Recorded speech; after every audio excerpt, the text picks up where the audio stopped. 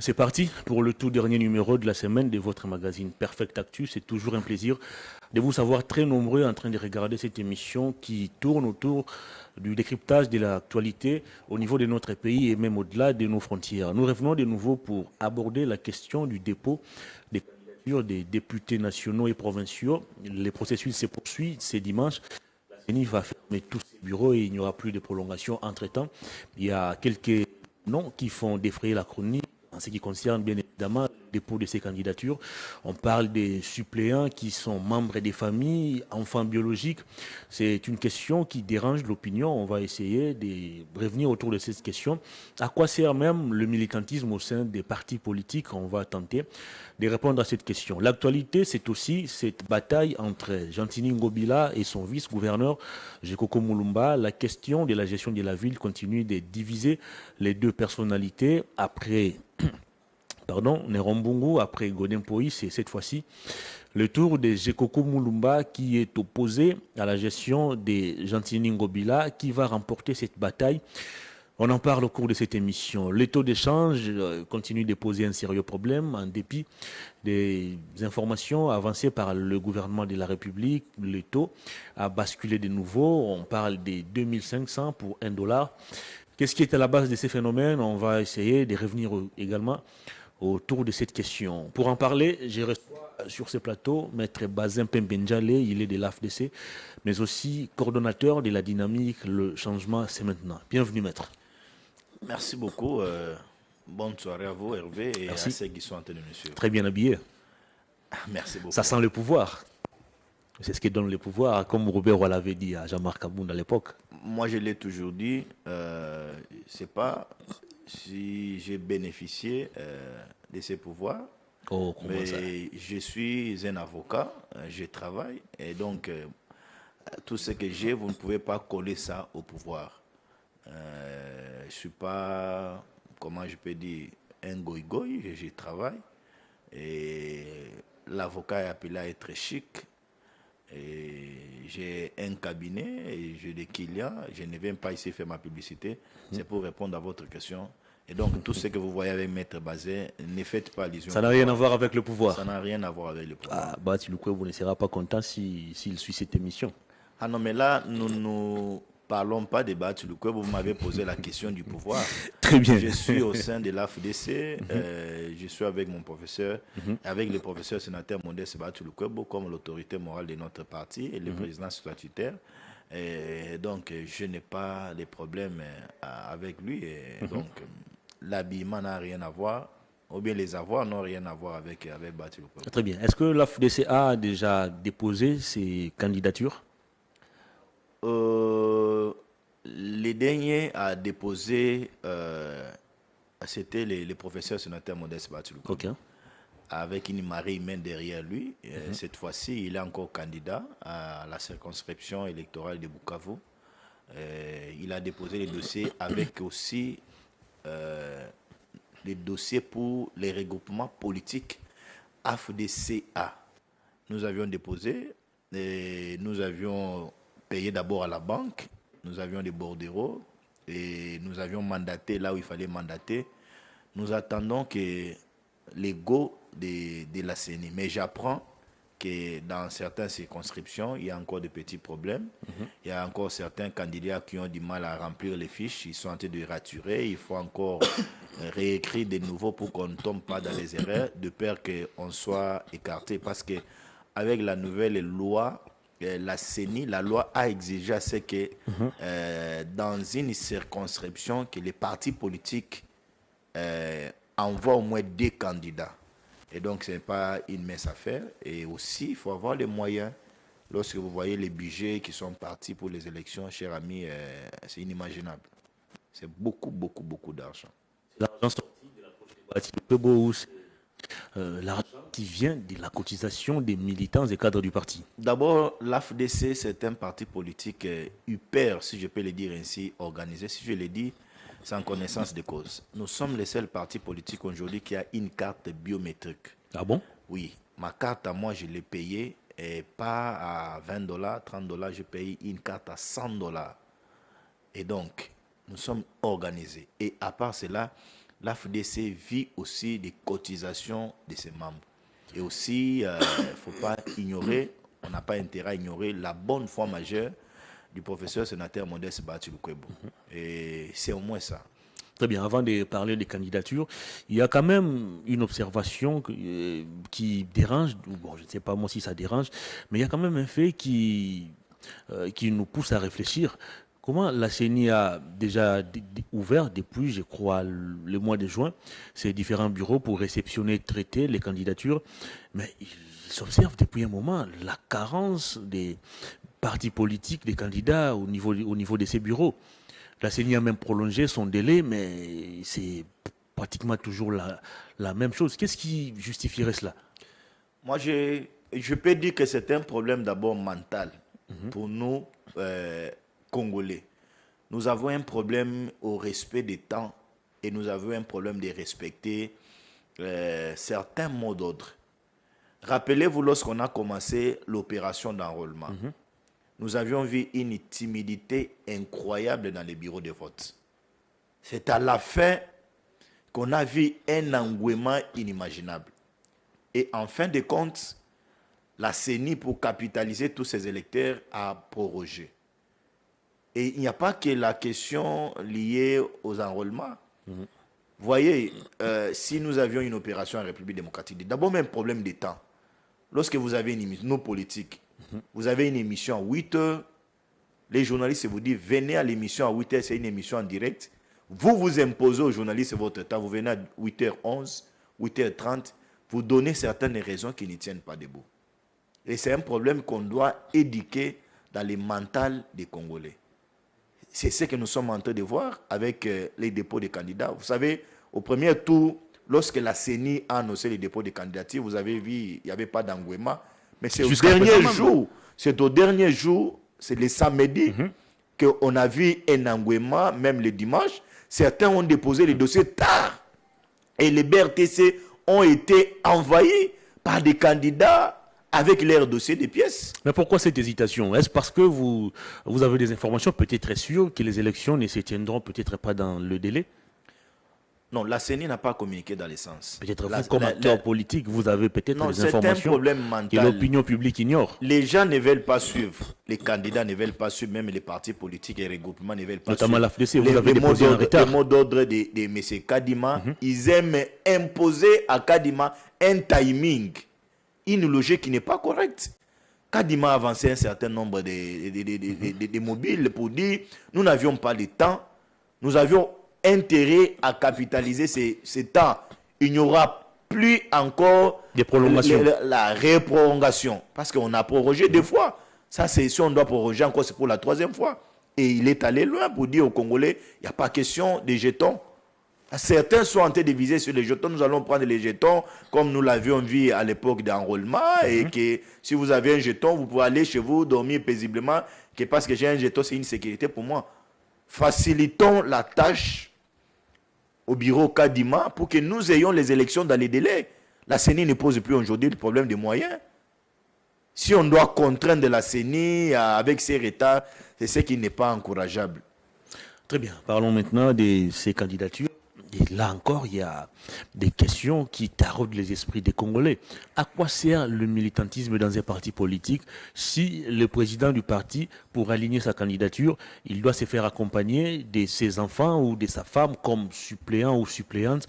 Pourquoi vous devez encore continuer à œuvrer dans ces partis politiques? On a vu à travers différentes listes des personnalités politiques bien connues qui se font accompagner par leurs membres des familles, ce qui n'est pas du tout aussi interdit, mais par élégance, fût-ce que par éthique. Pourquoi prendre sa femme, ses enfants, les aligner comme suppléants, alors qu'au sein du parti politique, il y a des militants peut-être qui manquent à faire? Cher ami Hervé, c'est une réflexion importante. Moi, je me pose un peu des questions dans la tête. Je dis, est-ce que les caïmans, les autorités morales, les présidents que nous évoluons avec, ils n'ont pas confiance en nous? Si je parle de nous, je ne parle pas mon cas, à moi, Bazin, généralisons la situation. Militants et cadres du parti. Oui, est-ce que c'est un problème d'hypocrisie ou bien c'est quoi? Je vis dans les réseaux sociaux. Je vais prendre le cas de M. Delis Sanga. Je vis qu'il y a des membres importants dans son parti politique, des vrais militants. Mais regardez son premier suppléant, c'est son frère biologique. Est-ce que c'est un problème de confiance? C'est une hypocrisie? Ou bien c'est une méfiance? Ou bien, ce sont des questions que nous, les jeunes, aujourd'hui, dans la classe politique, nous devions réfléchir toutes ces questions-là. Il n'y a pas que c'est ça, j'ai vu aussi avec Matata. Il y a son cousin. Et j'ai vu avec l'autre là, c'est qui? Le professeur Bochab. J'ai vu avec Bochab. Et j'ai vu aussi avec Mbengele. Oh, même lui aussi. Oui, j'ai vu. Le premier suppléant de Mbengele, c'est son enfant. Donc c'est inquiétant, Hervé. C'est inquiétant. Je ne sais pas si nous là, on est qui? Nous ne sommes pas considérés. Nous n'avions pas de compétences. C'est important. Et aussi, bon, ça c'est sur le plan un peu sociologique. Mais sur le plan légal, la loi n'interdit pas. La loi n'interdit pas. Il y avait un débat à l'Assemblée nationale sur les sujets, qu'on ne puisse pas prendre un suppléant comme un membre de la famille. Les députés s'étaient opposés à ça. S'étaient opposés. Sans connaissance de cause, on peut le dire aujourd'hui. Parce qu'ils comptaient à mettre leurs membres de famille. Et aussi certains, lorsque j'ai partagé avec certains, ils vous disent, écoutez, prendre un suppléant, membre lointain de la famille, un suppléant, c'est un remplaçant direct. Si vous avez un problème de santé, si vous avez, il peut vous faire du mal et directement c'est lui qui prend votre place alors que c'est vous qui avez énormément dépensé des moyens. Mais je dis, mais là, on n'a plus encore confiance aux gens avec qui nous militons, aux gens avec qui nous luttons, avec qui nous subissons la pression politique. Donc c'est un problème à la longue qu'il faut corriger. C'est pourquoi nous là, nous sommes déterminés cette fois-ci pour qu'on puisse changer la donne à l'Assemblée nationale, que nous puissions amener un nouveau vent. Qui sont les suppléants des maîtres Bazin? Mon suppléant, moi, attendez les moments Est-ce que vous n'êtes opportuns. comment ça? Vous avez parlé des Bochab. Vous avez parlé des Bochab sans attendre ces moments opportuns. Mais vous ne verrez pas un membre de ma famille. Qui sont-ils? Vous ne verrez pas un membre de ma famille. Qui sont-ils, maître Bazin? Vous verrez un membre de la FDC ou bien un membre de la dynamique, le changement, c'est maintenant. Mais il peut être membre de l'AFDC ou de la dynamique de changement, c'est maintenant. Et en même temps, votre frère ou cousin. Mais si c'est un combattant de l'AFDC, oui, mais pas mon frère. Soyez-en rassurés que vous ne verrez pas un frère à moi biologique comme premier suppléant. Qui sont les suppléants de Modeste Batilou-Krebou? Ah non, je n'ai pas encore vu pour les cas que nous avions détaillés. Vous avez vu les cas de Bochab Non, c'est parce que c'est dans les réseaux sociaux. Je n'ai pas vu ces gens-là contester que les images que vous êtes en train de constater dans les réseaux sociaux ne sont pas les images correctes. Donc, on suppose que ce sont les photos vraies, ce sont les suppléants vrais, mais je n'ai pas encore constaté. Je n'ai pas été à Bukavu lorsque le professeur est allé déposer son dossier. Je ne sais pas et nous allons voir. Là où il y a condamné, nous allons condamner, t'en fais pas. Alors, je reviens sur ma question. À quoi sert le militantisme dans vos partis politiques? Non, mais les jeunes sont pris aujourd'hui. Apparemment, vous servez des escaliers pour vos leaders. On est pris aujourd'hui comme des vents-de-pied. On est pris aujourd'hui comme des escaliers. Nous militons, nous luttons, mais lorsqu'il y a les opportunités, c'est les membres des familles. On vous tourne les dos. Je ne dis pas pour mon cas, je suis en train de parler pour les cas des jeunes en général. Donc, nous sommes appelés à réfléchir autrement à la longue pour changer ces paradoxes. Comment renverser cette donne? C'est par les moyens des élections. C'est par les moyens des élections et aussi la grande des responsabilités incombérées au peuple congolais. Comment ça? Parce que vous trouverez... Les Congolais vont voter et puis quand il s'agira de peaufiner les lois, les députés ne vont pas recourir à la population. Vous savez pourquoi moi je suis allé chez moi au village? Parce que j'ai constaté que les Kinois, lorsque vous croisez avec lui, il vous dit, boss, maître, tu vas voter, tu peux ça va voir, mais les moments portés, si je n'ai pas de moyens, ce Kinois ne va même pas me regarder. Il va pas même me regarder, il va regarder celui qui a les moyens. Pourtant, on connaît dans cette ville des gens qui ont battu campagne sans acheter des voix. Je peux vous citer. Tous les députés nationaux. Eliezer Tambo en 2018 n'a pas distribué des polos. Il n'a pas distribué de l'argent. Mike Moukeba, il n'a pas distribué de l'argent. Daniel Safou n'a pas distribué de l'argent. Safou, Eliezer, c'est parce qu'il a ingéré Kabila. Comment ça? Moukeba, c'est parce qu'ils s'en pris à Kabila. Ça, il faut pas qu'ils se sont lancés à injurier le long de la journée dans les médias Joseph Kabila Kabange. C'est pourquoi le peuple congolais Jean-Marc Kabound n'a pas distribué des Et polos. aujourd'hui, ils ont déçu ces peuples-là. Kabound a été voté par les militants de l'IDPS qui l'ont fait confiance parce qu'il était secrétaire national, si je ne me trompe pas. Pourtant, et Kabound et tous ces gens que vous estimez qu'ils n'étaient pas, qu'ils ont été élus plutôt pour avoir, entre guillemets, insulté Kabila, ils tenaient tous le même discours. Moi, je ne vais pas entrer dans ces polémiques. J'aimerais tout simplement vous dire, même ceux qui sont en train de nous suivre sont conscients de ce que je suis en train de dire. Qu'un Quinois, permettez-moi l'expression, d'abord, on aime l'argent ici à Kinshasa. Et tout le monde aime l'argent. On aime l'argent. Pourquoi Bati s'accroche au Sénat? Parce qu'il y a aussi l'argent. Les Quinois, il est hypocrite. Il peut vous dire boss, mais vous arrivez aux urnes, il ne vous vote pas. Il vote celui qui va amener les polos et celui qui va lui donner l'argent. Il faut se méfier de Kinshasa, Hervé. Je viens de vous donner des cas qui contredisent votre argumentaire. Non, mais je vous ai donné... C'est un faux jugement, mais... Non, ce n'est pas un faux jugement. C'est une réalité évidente.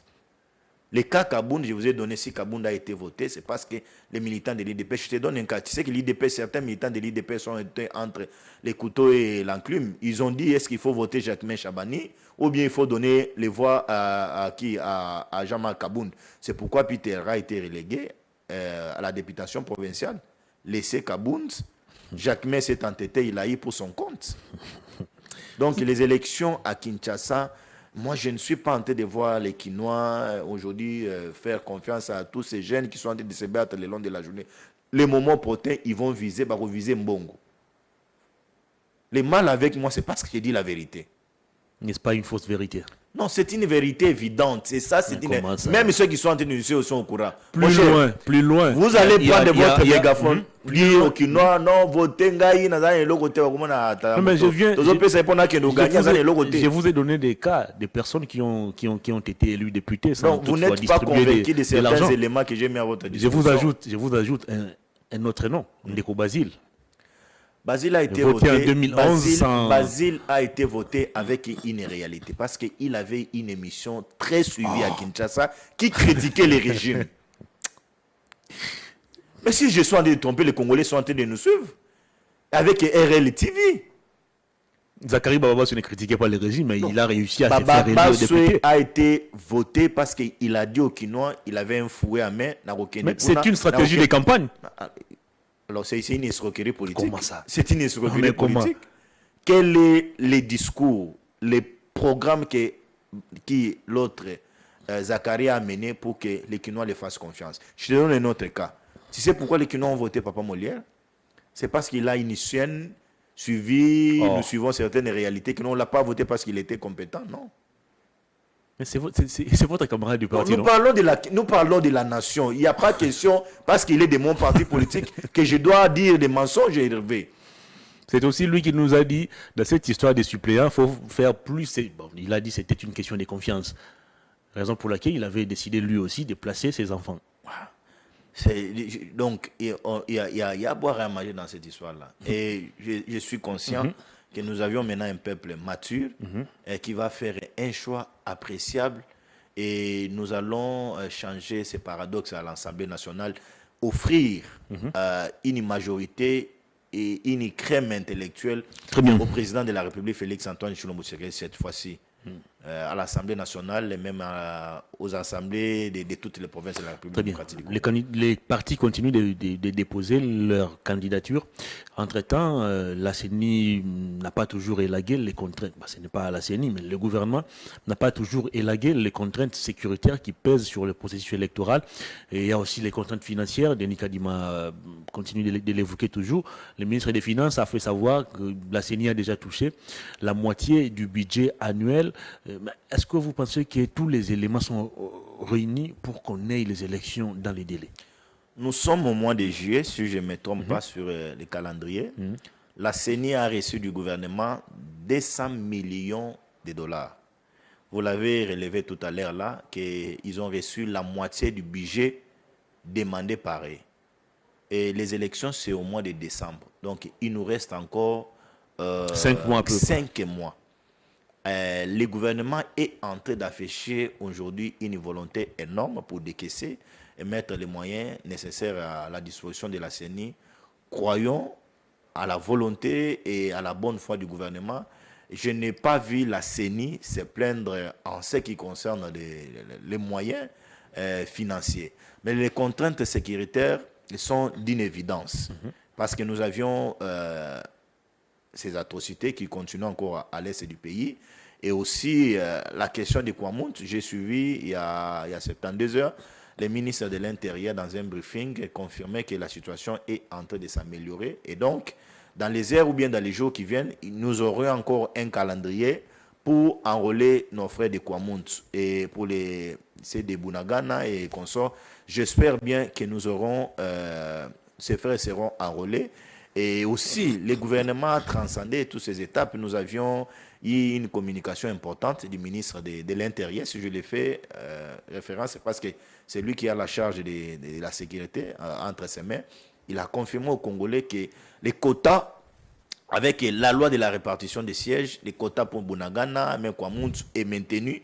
Et donc, ces frères-là, nous aurons, les députés dans ces coins-là, ne suivons pas cette opposition qui aime toujours aggraver, même là où il n'y a pas aggravé, et l'opposition de victimisation, qui sont en train de créer les dialogues. Aujourd'hui, je suis surpris que nos amis de l'ECD disent que non, ils sont derrière CLC parce qu'ils sont en train de chercher aussi un dialogue.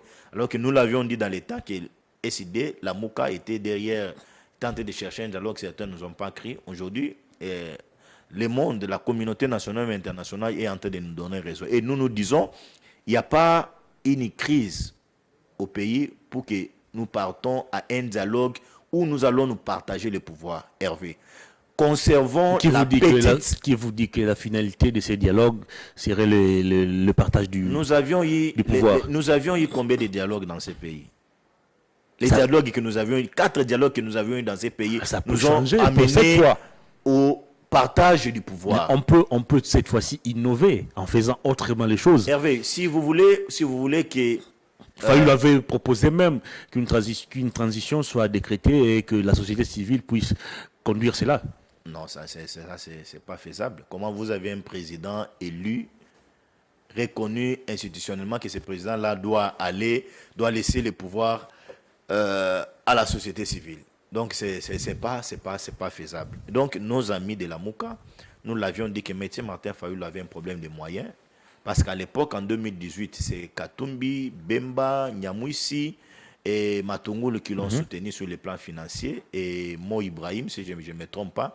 Maintenant, là, il a des difficultés à déposer,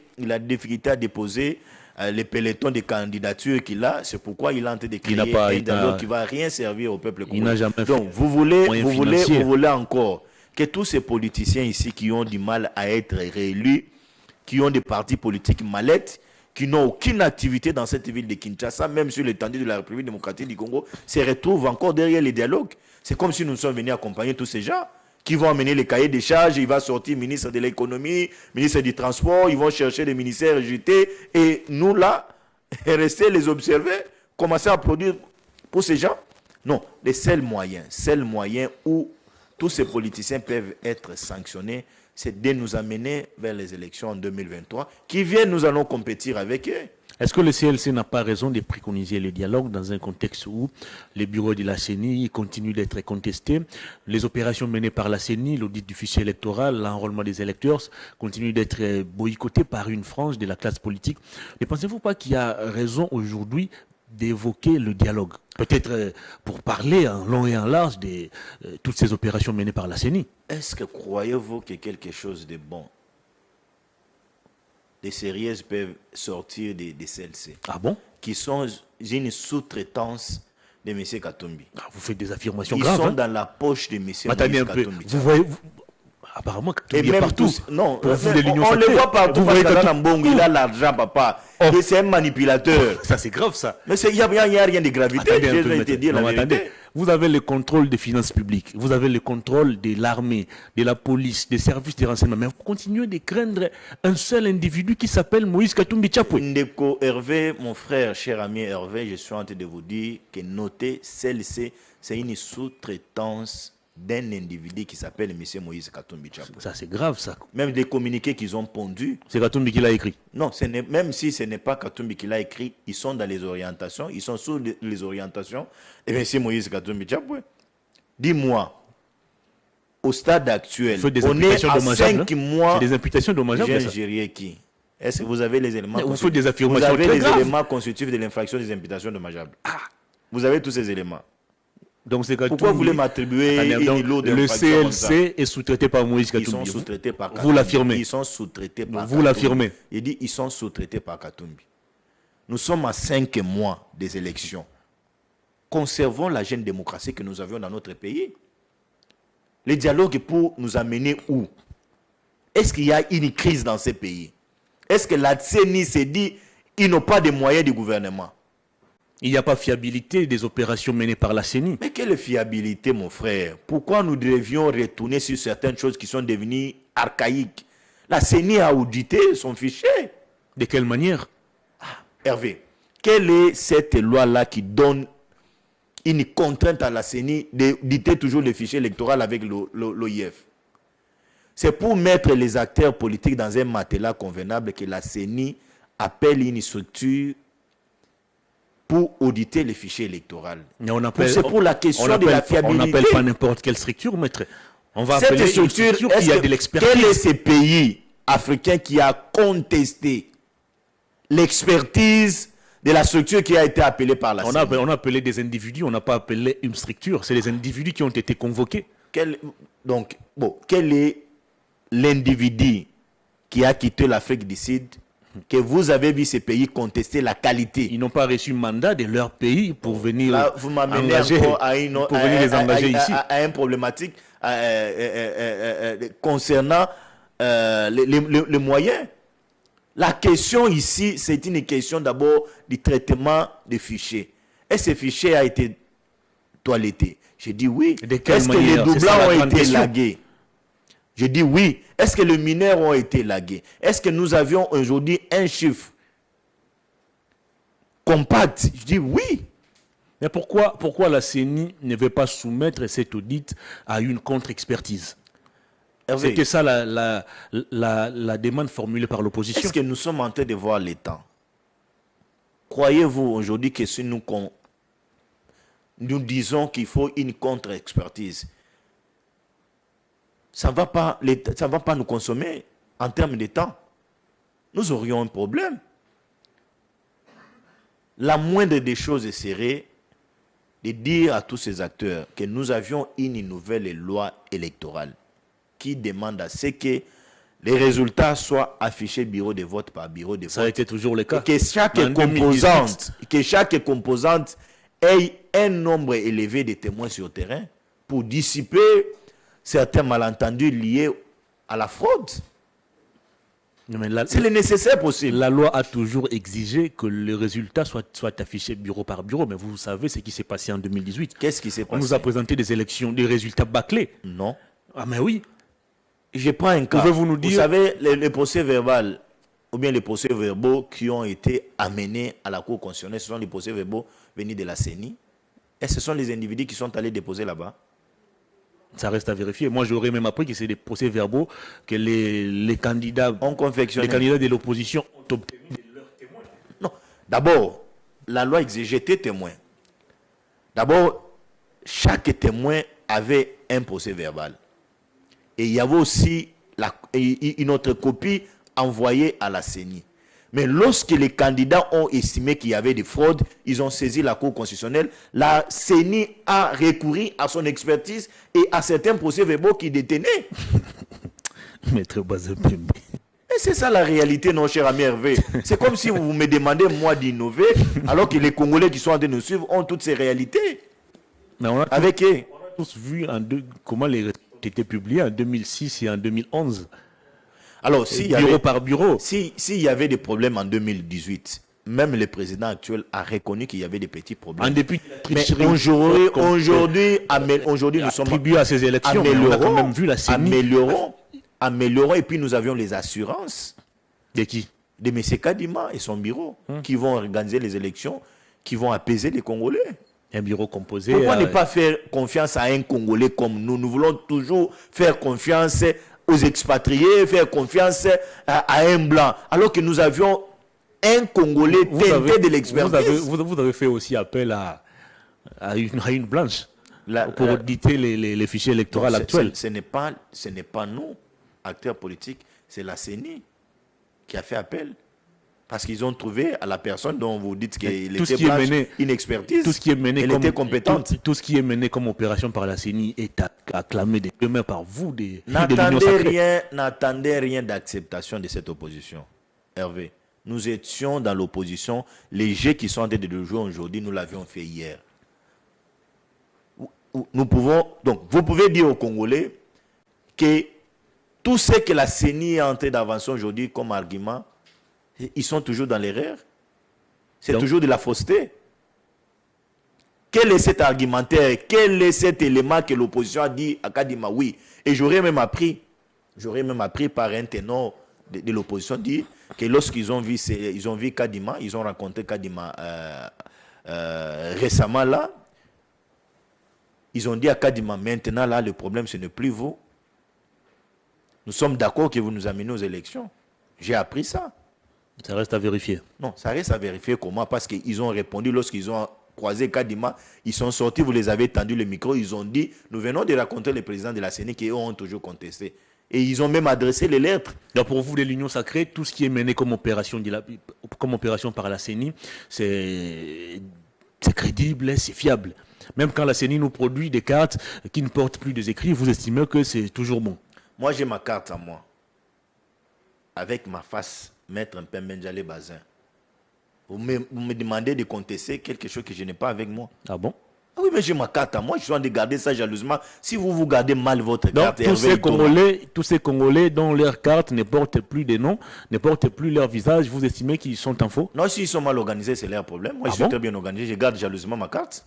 Pourtant, on a conservé dans ces mêmes pays les cartes imprimées par la CENI 2006-2011 pendant autant d'années sans que ces cartes puissent perdre leur valeur. Il y a une possibilité.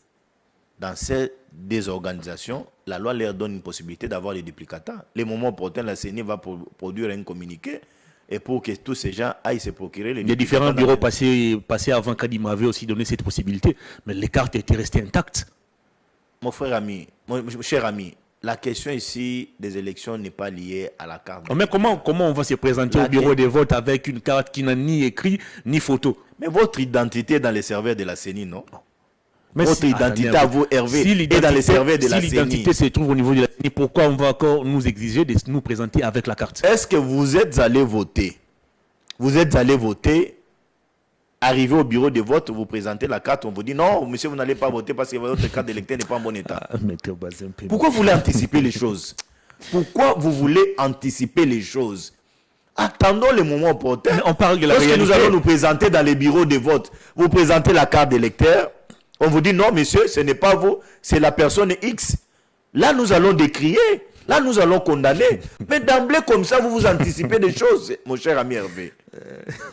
Et donc, quand même, ces pays aller de l'avant. Où en sommes-nous avec les impressions des différentes cartes d'identité?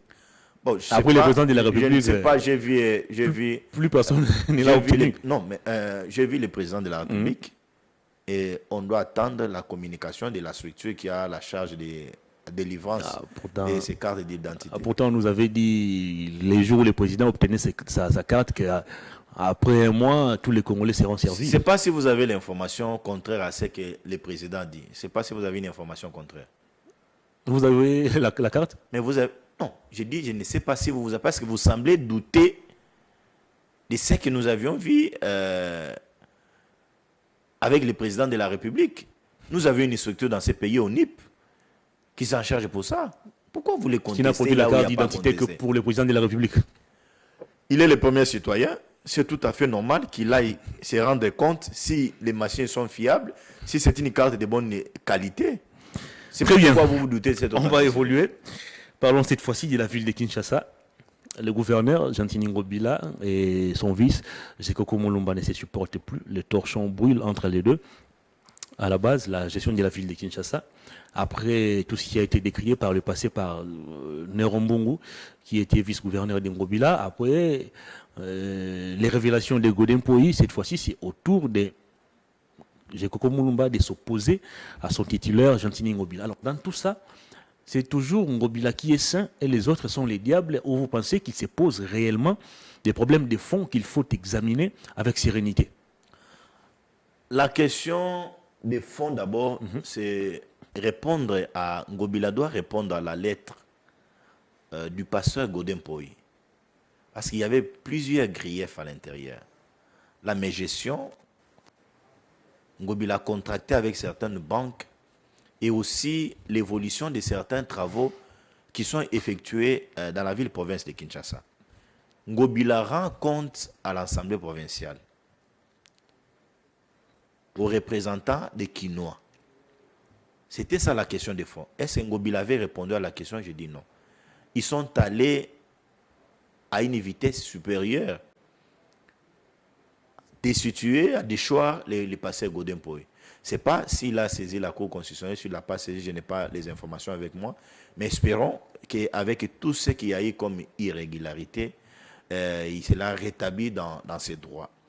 La deuxième des choses, l'Assemblée provinciale de Kinshasa aujourd'hui est entre les mains de qui? Croyez-vous que le monsieur, si c'est Tibalabala qui est là, peut être un contrepoids contre M. Gentini Ngobila? Je ne le vois pas.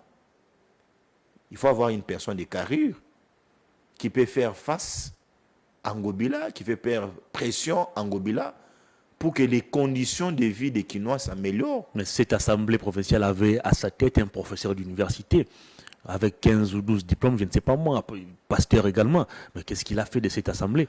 Est-ce qu'il a été en mesure de pousser les députés à activer les contrôles parlementaires contre les gouverneurs? Par contre, il a été accusé plusieurs fois de bloquer les contrôles. La question de fond, comme vous l'avez dit d'entrée en jeu, c'est d'abord la problématique posée par Godin Poyi dans sa lettre. C'est la problématique posée dans sa lettre. Les considérations des diplômes, ça c'est autre chose. Parce que ça, ce sont ses qualités. Vous parlez du profil capable, ou d'un député, ou d'un président capable d'affronter Gentini Ngobila. On peut tout dire. Vous ne pouvez pas comparer Godin Poyi à M. Tibalabala aujourd'hui qui est en train d'assumer l'intérim. C'est le jour et la nuit. En quoi sont-ils différents? Parce qu'ils ont été tous dans un même bureau, tous ils ont été complaisants vis-à-vis du gouverneur. En quoi ils sont différents? Le plus complaisant, c'est Tibalabala. Mais comment ça? Lui qui était vice-président, il a été plus complaisant que le président? C'est quelle logique? Croyez-vous que le monsieur qui est là aujourd'hui peut faire face à Ngobila? S'il y a un problème...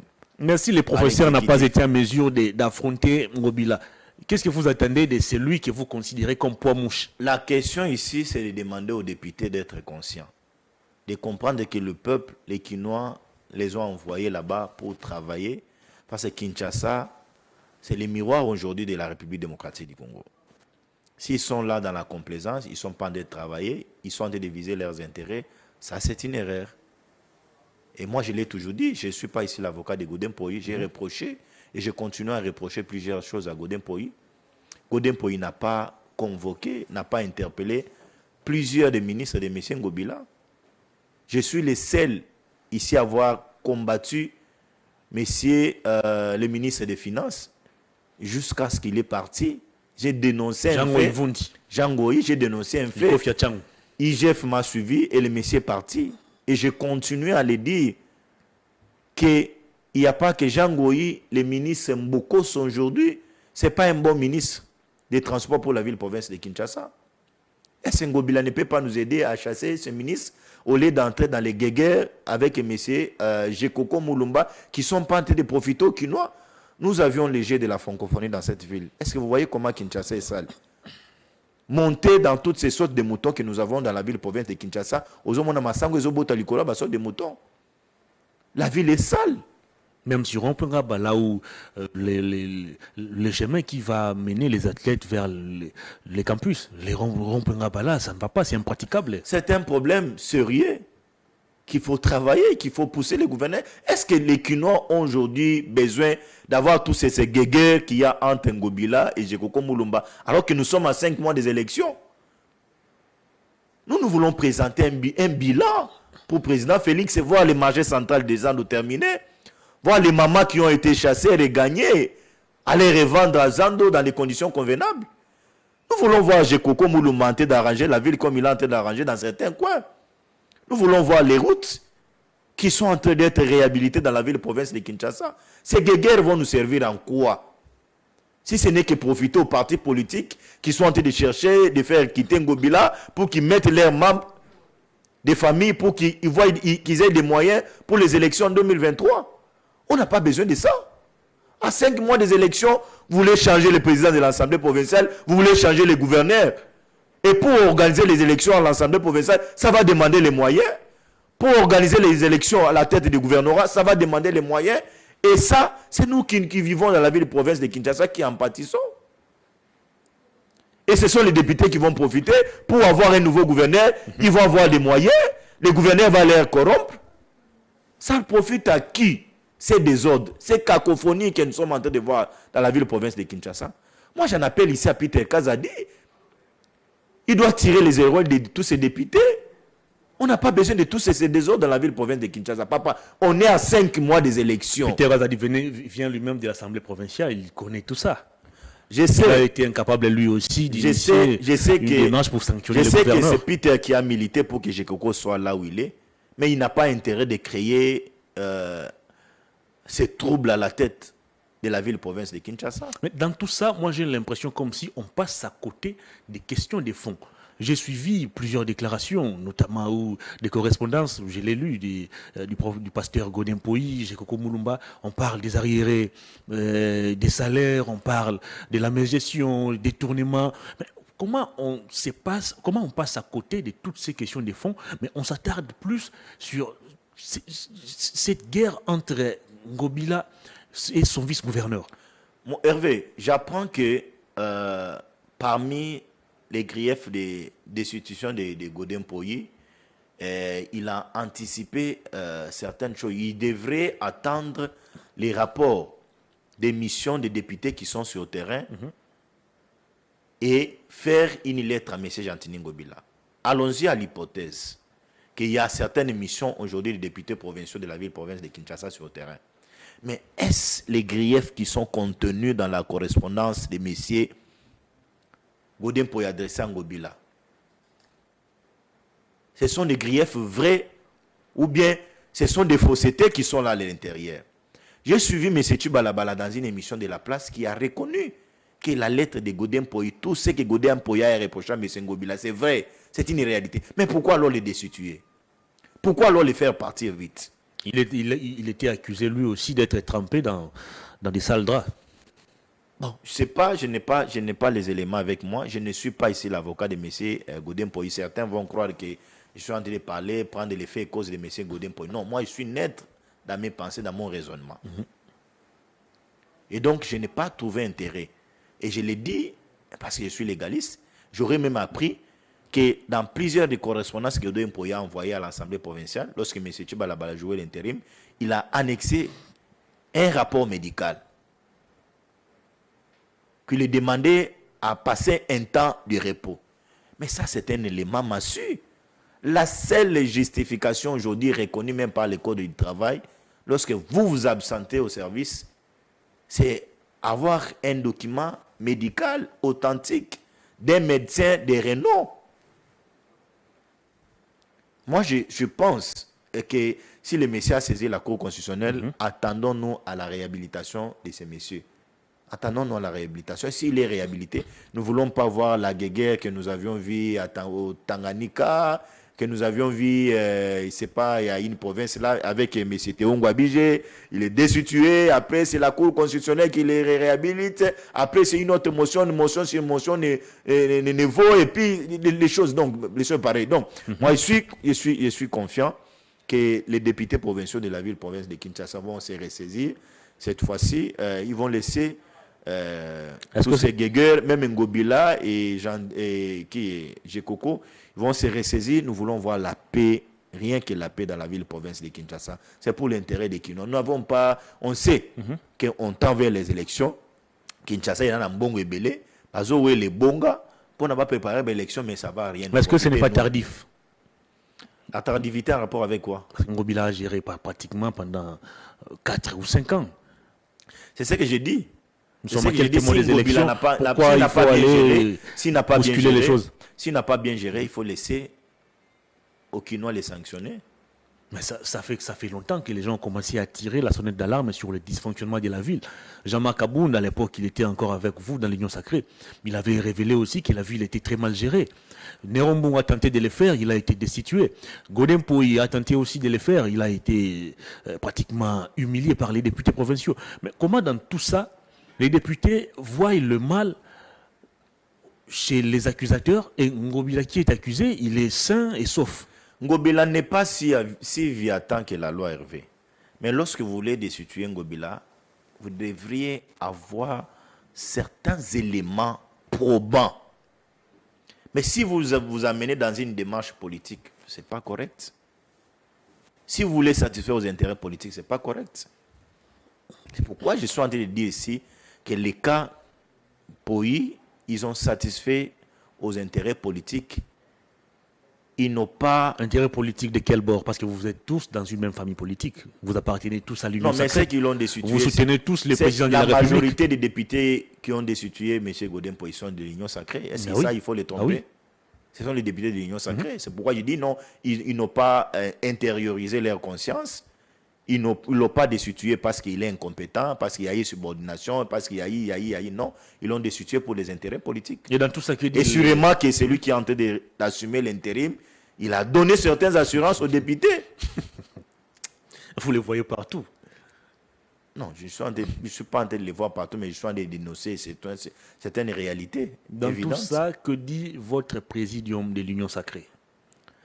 Bon, je ne sais pas si... Apparemment, depuis votre sortie officielle au stade des Martyrs, vous ne parlez plus. Je ne sais pas si le présidium de l'Union sacrée a été saisi sur le cas, parce que je sais que c'est un problème institutionnel. Il y a un ministre de l'Intérieur qui a appelé à gérer lorsqu'il y a déjà des crises. Très bien. L'Union sacrée n'est pas appelée à se mêler à certaines choses. Là, c'est comme si on violerait les institutions. Si Godin pouvait recourir à la sagesse de certains ténors de l'Union sacrée, moi je les conseillerais d'aller dans la démarche. Très bien.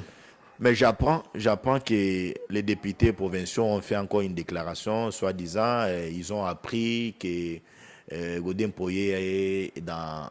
Il commence à agiter la classe politique congolaise, la classe politique et même les Quinois, et puis il a en train d'agiter certaines fibres tribales. Oui, ils sont en train d'aller dans les sens, mais je leur demande de s'apaiser. En tout cas, nous n'avions pas besoin. Très bien. Nous avions les jets de la francophonie dans cette ville. Nous n'avions pas besoin de toutes ces agitations dans la classe politique. On va terminer l'émission. Rien en train de servir aux Quinois.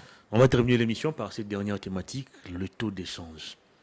Maître Bazin Pembe, sous Kabila, les Congolais ne mangeaient déjà pas à leur faim. Avec l'avènement de votre régime, tout ce que vous avez formulé comme promesse, les Congolais se sont dit, bon, cette fois-ci, il y aura quand même changement. Mais la situation s'est empirée. Les taux d'échange, c'est pratiquement insaisissable. Au marché, il y a flambé des prix. Bref, les gens ne savent plus. Bon, les gens continuent toujours de ne pas manger à leur faim. Qu'est-ce que votre gouvernement attend faire pour donner ou apporter des solutions idoines à ces problèmes? J'ai suivi il y a peu le VPM de l'économie dire qu'on a fait un peu de trop, c'est de l'acharnement. On dit tout ça parce que c'est lui qui est placé à la tête de ces ministères. Si c'était une autre personne, on n'allait pas dire tout ça. Concrètement, qu'est-ce que vous comptez faire pour apporter des solutions à ces problèmes? N'attendons rien d'abord de M. Vital Kamerhe. Or, comment ça? Ça, c'est de un. De deux, nous avions un problème en République démocratique du Congo. Parce que nous parlons de l'économie.